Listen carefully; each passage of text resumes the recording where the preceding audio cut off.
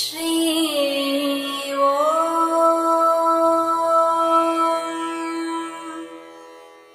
ஸ்ரீ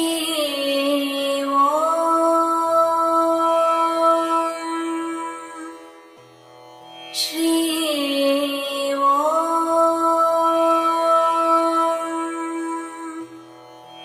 ஸ்ரீ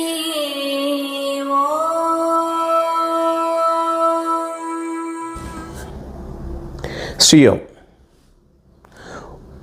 உடலின் மீதான பற்று தவறானதா? இந்த வினா எழுவதற்கு காரணம் என்ன என்று நினைத்தோம் என்றால், நம்மளுடைய பெரியோர்கள் நமக்கு கூறிய வாக்கு இது. உடல் மீதான பற்று கூடாது. ஏனென்றால் இந்த ஆன்மீக சாதனை என்று வரும்பொழுது இந்த உடல் பற்று இருக்குமே ஆயின் அது பொருள் பற்றிலே நம்மை இட்டு சென்றுவிடும், இறைவன் மீதான நாட்டத்தை குறைத்துவிடும் என்கின்ற எண்ணத்தின் ஐயப்பாடு அது. இப்பொழுது உடல் மீது பற்று அதிகரித்து விட்டால் சாதாரணமாக எடுத்துக்கொள்வோம். நாம் உறங்க வேண்டும் என்றால் சாதாரண பாயை விரித்தோ இல்லை தரையிலோ கை வைத்து தூங்கிவிட முடியும். ஆனால் சொகுசான மெத்தை வேண்டும், இல்லை என்றால் உறக்கம் வராது. சொகுசான வாழ்க்கை வேண்டும், இல்லை என்றால் இந்த உடம்புக்கு சரிப்பட்டு வராது என்கின்ற எண்ணம் வரும்பொழுது இந்த உடல் பற்று அதிகரிக்க அதிகரிக்க இந்த இறைவன் மீதான நாட்டமாகப்பட்டது பொருளின் மீதான நாட்டமாக நிச்சயமாக மாறிவிடும். இதைத்தான் பெரியவர்கள் அப்படி சொன்னார்கள். ஆனால் நான் இதை வேறு விதத்திலே கூற முற்படுகின்றேன். இந்த உடல் மீதான பற்று பெரியவர்கள் சொன்னது போல் மாறாமல் இருக்க வேண்டும். அதே நேரத்தில் இந்த உடலை காப்பாற்ற வேண்டும். ஏனென்றால் இந்த உடலை குடைத்தது யார்? ஒன்று, இந்த பஞ்சபூதங்களால் ஆக்கப்பட்ட இந்த உடல் இறைவனால் நமக்கு அளிக்கப்பட்ட வரப்பிரசாதம். இந்த உடலை நான் உபயோகப்படுத்தி சாதனைகள் செய்து என்னுடைய குறிக்கோளான இறைவனை அடைதல் என்பதுதான். ஆதலால் அப்படி இருக்கும்போது இந்த உடலுக்கு நாம் மரியாதை கொடுக்க வேண்டும் அல்லவா?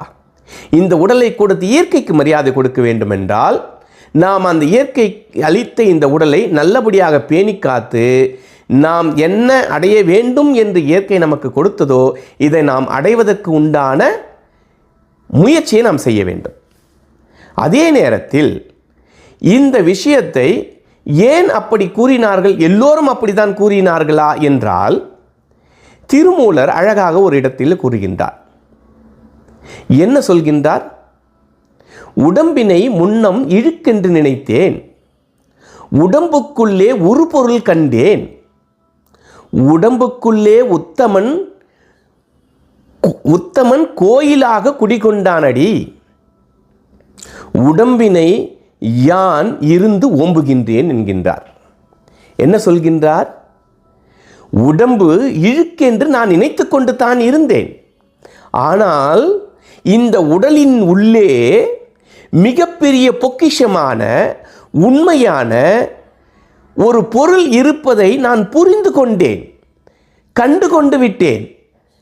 அப்படி கண்டு கொள்ளும் பொழுது புரியும் பொழுது அந்த இறைவனாகப்பட்டவன் இந்த உடலிலே கோயிலாக வாசஸ்தலமாக அவனுடைய இருப்பிடமாக அமர்ந்திருக்கின்றான் என்பதை நான் கண்டுகொண்டேன்.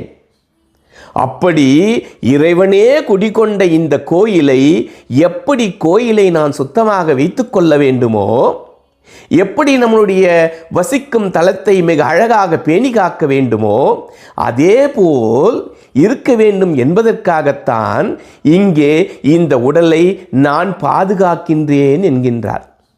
அப்படியென்றால் திருமூலர் சாதாரண மனிதனா? நாம் என்ன நினைக்க வேண்டும்? இந்த உடலுக்கு மரியாதை கொடுக்க வேண்டும். ஆனால் பற்றாக இருக்கக்கூடாது. அது இந்த உடலை பேணி காக்க வேண்டும். ஆனால் இந்த உடல் எதற்காக அவசியப்படுகின்றதோ அந்த அவசியத்திற்கு உண்டான செயலை நாம் செய்யத்தான் வேண்டும். இந்த உடலை பேணி காக்கின்றேன் என்கின்ற போர்வையிலே நான் சோம்பலாக மாறிவிடக்கூடாது. இந்த உடல் உட்கார்ந்து நான் தியானிக்க வேண்டும் என்றால் அது தியானம் செய்ய வேண்டும். உடலில் உலகத்தில் உள்ள பொருட்களை எல்லாம் ஒரே பார்வையில் இருக்க வேண்டும். அதனால் நான் சேவை செய்ய வேண்டும் என்றால் மற்றவர்களுக்காக நான் சேவை செய்ய வேண்டும்.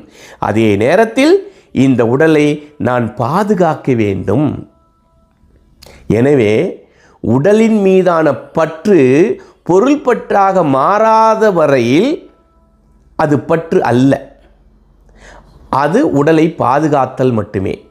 எனவே நான் கூறியது போல் உடம்பினை பற்றாக பற்றாமல் இந்த உடலை ஓம்புதல் உத்தமமான செயல். ஸ்ரீயோ.